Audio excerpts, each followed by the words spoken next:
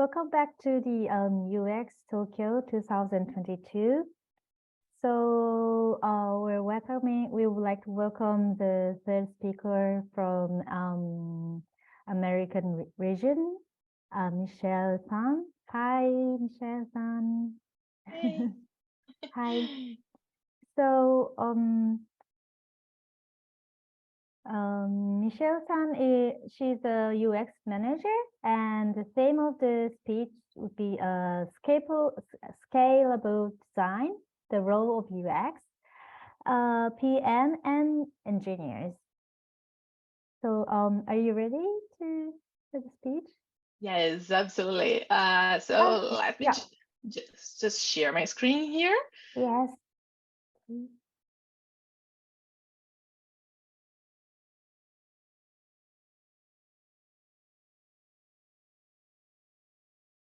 Hey, good.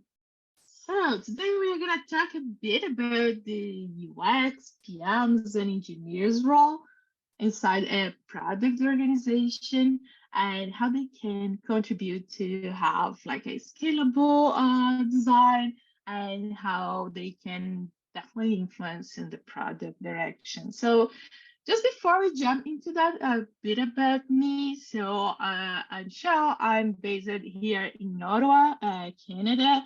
I'm originally from Brazil, and I moved like 2 years ago together with the whole pandemic happening.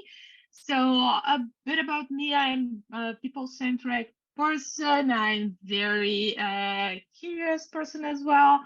I love to work on teams, and you're gonna see how that reflects on my way of thinking on UX role as well. I'm very transparent, so this also is something that facilitates to navigate between teams. So yeah, so just to have you all at the same page, the definition of scalability refers to the ability to organization or a system to perform well when they are increasing or if they are facing expanding workload. So today we are going to talk about that in the context of different situations, and I will refer back to this balance among business goals, technical constraints, and user needs. So,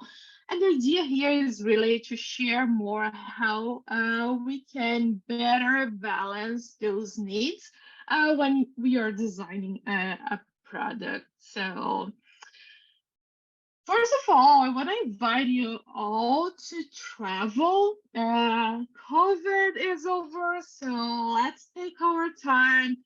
Let's go and travel between time and space. So we're really going far, far away. So imagine that now we are in Brasilia. Brasilia is Brazil's capital. And we are back in time. So now, 1955, we are in the middle of an election period in Brazil, and the campaign slogan right there is like 50 years of prosperity in 5. So, and I'll be comparing the city and products, and I'm gonna be comparing Brasilia with a product plan. So keep that in mind when I'm referring to the architects or to the urbanists. Try to think about your own team and your reality inside a product company. Okay. So at that time, we had elections running Brazil, and maybe we can call him the Juscelino Kubitschek as the product manager of Brasilia. So think about all the product requirements that he had in mind.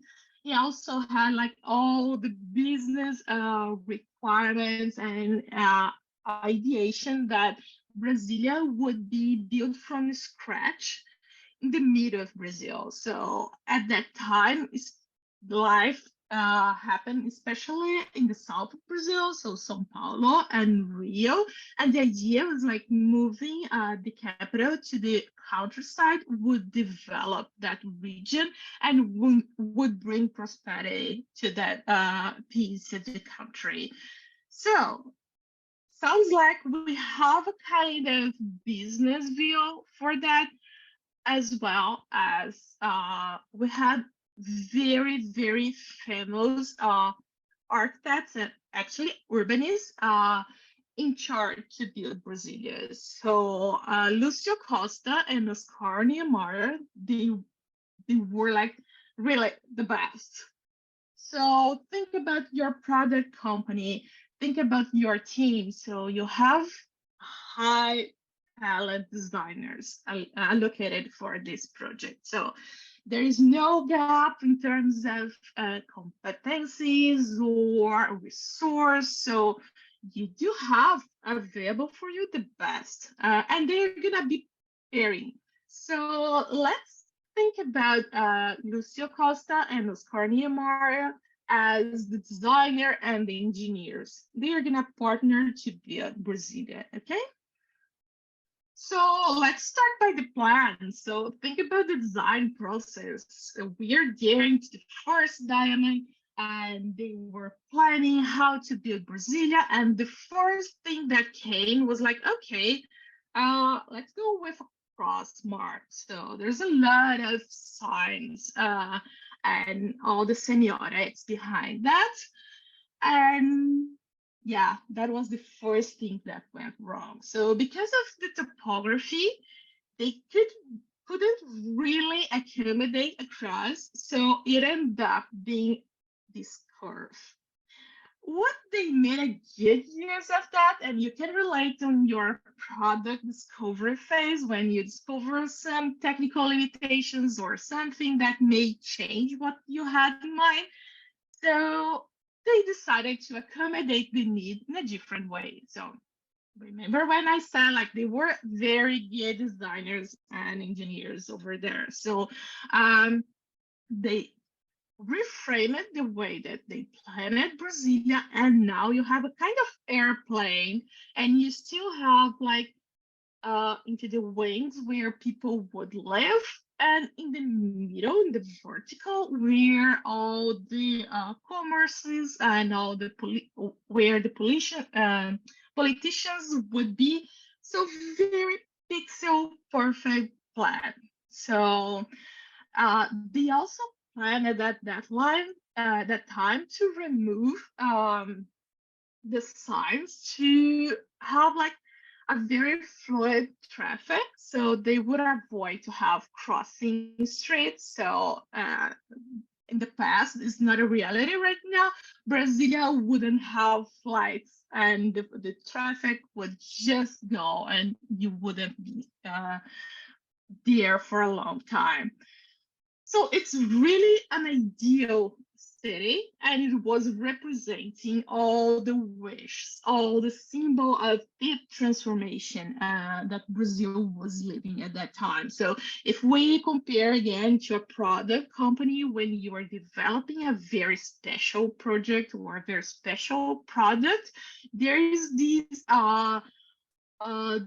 piece that's behind the scenes. So all the expectation, all the political piece behind that it's not coming into the product requirements, but you can feel that as a designer.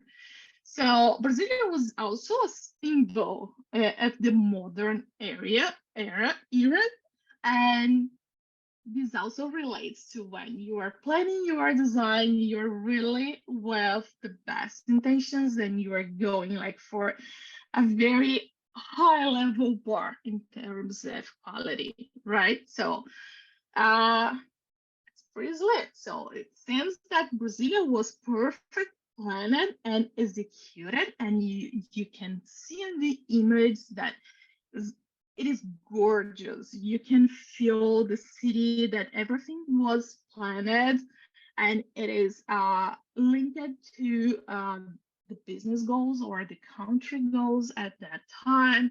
It is such an inspiring place that you can definitely enjoy. And also, it is a very impressive project. So everybody around and all, I would say, all the world was really impressed. Like 5 years, and Brasilia was already like in this level of perfection. And it's very innovative as well. So all the shapes, all the way that the buildings were planned and executed was not exactly something that's simple and easy. So it was pretty impressive that you could feel that just surging in the middle of Brazil. And this also called the attention not only for the politicians, but the whole population. So you had lots of crowds going to Brasilia to really live that city that was planned. So the, that time, it was stunning capital. Let's think about the scalability of Brazilian. So it was planned, it was executed, the timeline was really good. They could deliver Brazil in 5 years. But now, back 2022, oops, Brazil was planned for 500K people.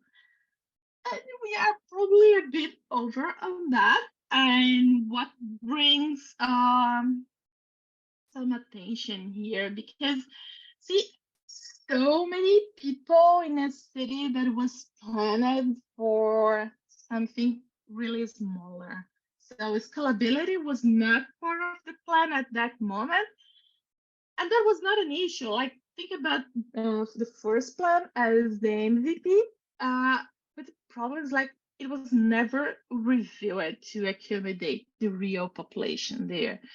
So five uh 5,000 or more people there. And looking here, are you missing something or maybe someone?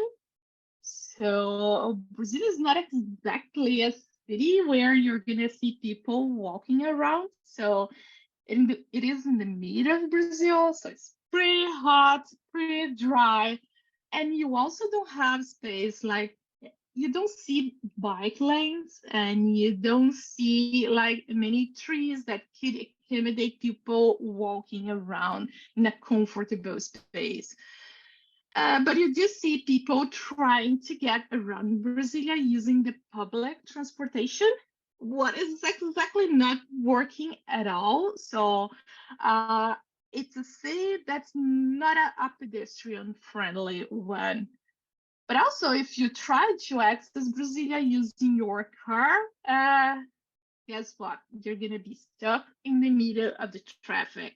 And remember that traffic was important piece that they had into the requirements to be removed. So I think it's not accommodating exactly the requirements for this size of the population here, as well as the plan said, like we are moving the capital to the middle of Brazil to bring the development into there. What happens on Fridays in Brasilia is that everybody just flew back to São Paulo and Rio, and there's this feeling of solitude in Brasilia during the weekend. So we are people.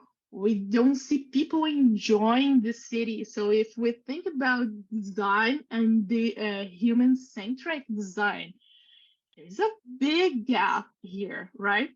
And also there's a gap in the way that when you have people there, the city is not welcoming them. So this is kind of a plan that didn't count for the increasing population and the kind of expectation that population would have about Brasilia, right? So my question is, what went wrong? It was like a very famous and competent team.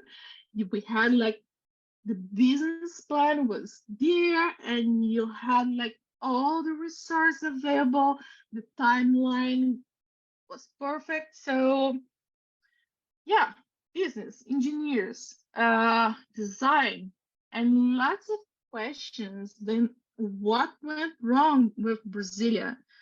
So let's get back into the design principles. So every design that we create, it must be focused on people. So alignment with people expectation, with the scalability of the population or the scalability of your product as well. So uh, people usually change during the year. So are you hearing back what they demand from the city or from your product?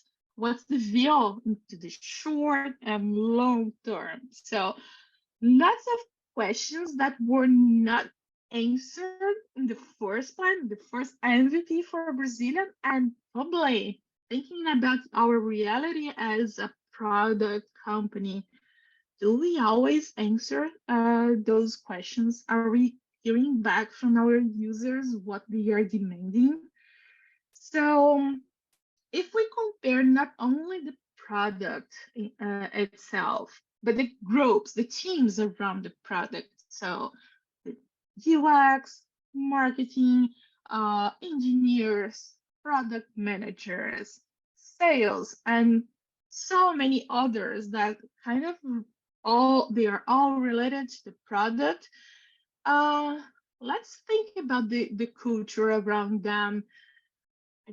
Are we humble enough to get back and say, hey, we failed, let's rethink about the plan? Or even more, is it safe to fail into your organization? How is the communication there? How do we communicate that we need to reveal a plan or we need to add some more scalability into that? And are people accountable around you? So all those questions would also help us to think about how product engineer and UX can influence on the product long-term feel.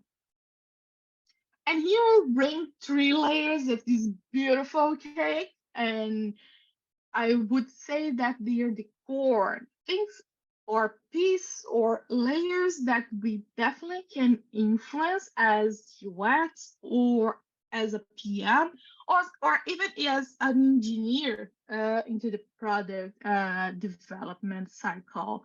So let's go first into the team culture. And so we don't see things as they are, we see that as we are. So that's a very important piece of thing because when we look at our products, we usually reflect how the organization is. So that's why the culture around you is so important. It's definitely something that's gonna influence in the way that you map and you plan your product. So think about the groups working together. So, how do you work on your organization? Can you get one thing at a time, or you have this kind of pushback, like trying to balance and to push for UX at the same time you're pushing for the engineering part and trying to get everything done together? So, how can we better plan to have all the teams working together and succeeding in different levels? So you can bring your designer, your programmer, even your project manager, bring them to the table, discuss about culture, and even more, map your culture. So you're going to see on the bottom of the presentation the QR code. So feel free if you want to see more details about that. But my suggestion is like map your culture right now. And especially if you're failing to get this scalability and to get your product in a better place, map that right now and try to think what be the ideal scenario and measure that gap. But don't make this exercise alone. Bring your PM, bring your engineer, bring the C-level together, bring all stakeholders that influence the culture side of your company. And it's gonna be clear or all in the room where you can improve and how that that's gonna influence your product. So make sure that you have during this exercise as well, but when you are planning your product, you have this open communication, the transparency, the psychological safety. Is it safe to fail? But I would highlight it as bring diversity to the table, not only about the different roles, but bring people that may have different views than yours, may bring a different perspective in terms of the engineering side or the sales side. So invite everyone to the table and discuss that. So this also is going to influence on the way that you're going to run your design process. So with all the stakeholders mapped and aligned, your design process can really focus into the user. So remember that Brasilia was not exactly the most friendly city. So here you have the opportunity to keep the user at the center. So keep your process lean so you don't have to take shortcuts, but keep that meaningful. This means that when you have the deliverables, try to think about the user. Remove deliverables from your mind, especially if you are a UX. Think about what your user would benefit from what you are delivering. So even if you're just exploring the problem or if you're into the final solution, as well as solution here would be also to bring your PR into that discussion.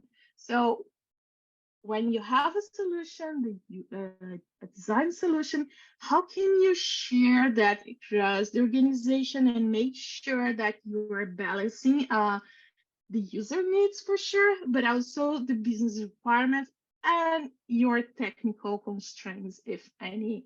So that matrix on the bottom will help you to prioritize and to balance when you have to take a direction into your design process.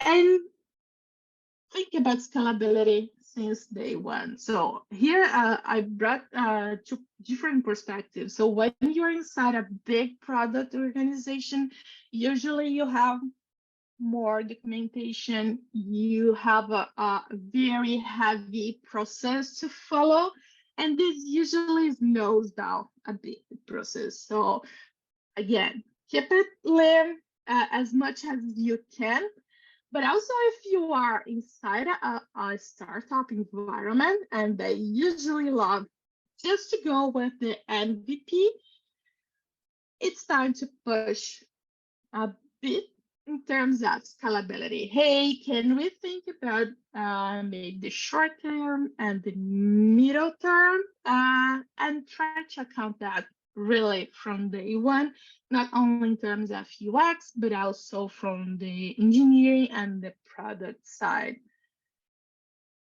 And the last thing that I want to bring into the layers is the system around you. So I brought here the example related to UX, and you can read into the keyword on the top of the screen. An example of thinking systematically would be a very efficient design system. But if you are a product manager or if you are an engineer, that's you are watching this speech, you can also think about requirements or your code. So how can you think about the whole system and not only to the requirements that may be part of this MVP? Again, try to map at least the medium term of how your product is going to scale and accommodate new users or new markets. So remember, Brasilia is planned for an amount of people, and as soon as it scales, the system was totally broken. So the same we can think about engineering again. So if you don't plan and see where you want to go, and you don't have a clear direction, the consequence is that you are probably gonna be creating new problems to your users and probably to your company as well. So scalability is also saving time, effort, and money here. Okay. And another piece is that scalability, when you plan and you execute that with that in mind, you invite users to use your product. Or in this example, you invite users to use your city and enjoy the space like in the full sense, like they can really enjoy the spaces around them. And I brought the example of Brasilia, but I'm pretty sure that you all can relate to a city or a product that didn't scale very well.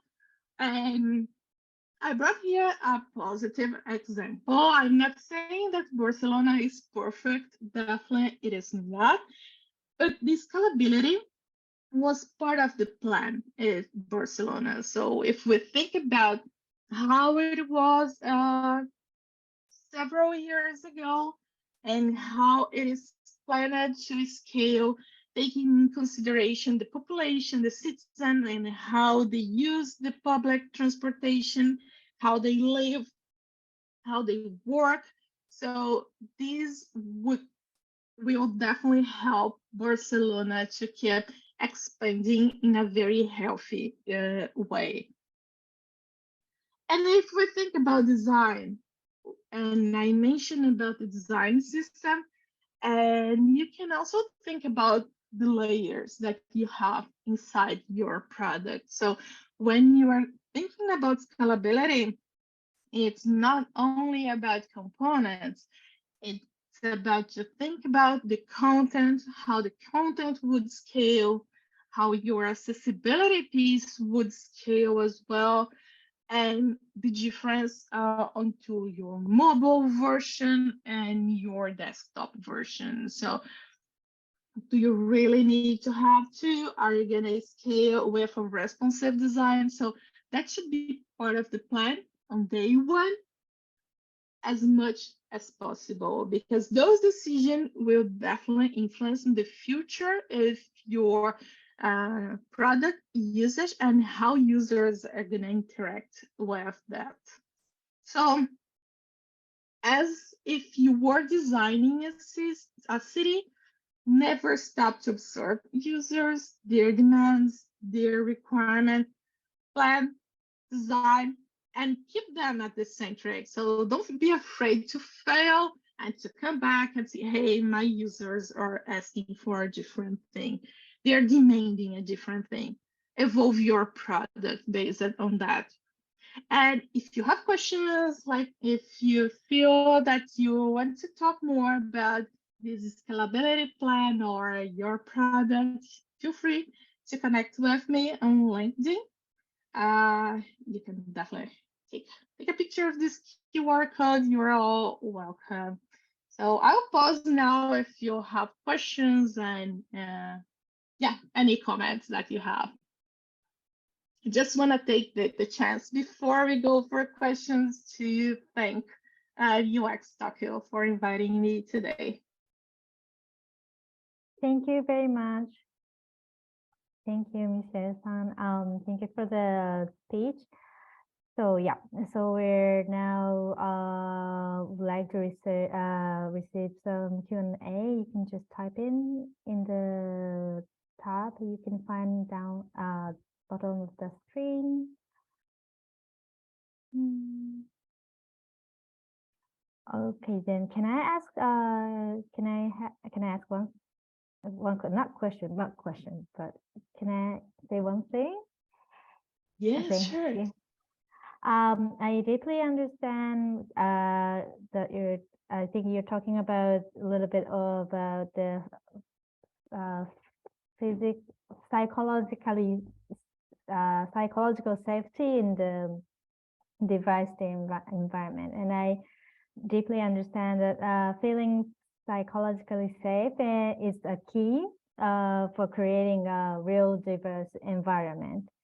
So could you share your own experience if you have, any like related to those two, diversity and psychological safety? Yes, absolutely. And I agree 100% with you. Like that's the key piece to have your team succeeding. So I talk a bit as a UX manager, thinking about my team, but here really anyone into this triad could wear this hat to bring the diversity and this safety to this space. So when you're especially planning and providing feedback about that plan, the more you have like tangible feedback, the more you have like a framework that really works. So, for instance, you can go for a radical candor framework in a way that you provide feedback, in a way that the whole team can feel that it is something that they can take advantage of. They can feel that's a constructive feedback. That's the first step to have this psychological safety. So you are using a framework that's shared across the team. Everyone is referring to the same way to provide feedback. And in terms of diversity, that's a key when you are planning the teams to work together. So if you want your product to be used for different users, you need to account that part of your team cannot have all the same mindset. So that's the person that's gonna challenge the idea and not the other person in the team, but challenge the idea and bring a different perspective because they had a different background, or maybe they come from a different part of the world, or even they just had different experience into their lives. So in terms of age, gender, nationality, background. So really everything that brings different perspective, it's gonna influence on the future of your product. Yes, I fully understand that. Yeah. Thank you very much. So is Cute. there any other questions here? Maybe. And we're expecting a lot of archive viewers for this event, so you may receive questions afterwards. No And problem at all. Like as I said, feel free yeah, to message me on LinkedIn, and I'll be thank very you. happy to answer Can your you show questions. the last page again? There's a Sure, QR code. absolutely. Yeah. Okay, thank you.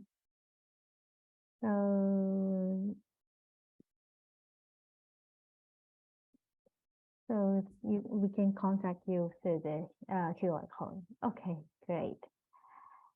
Thank you. So we're closing for Michelle San's speech now, and we'll see you all in about 10 minutes, and we'll start with the next speaker again. So thank you very much, Michelle San. Thank Thank you. Bye bye. you. Enjoy your day. Bye. Bye bye.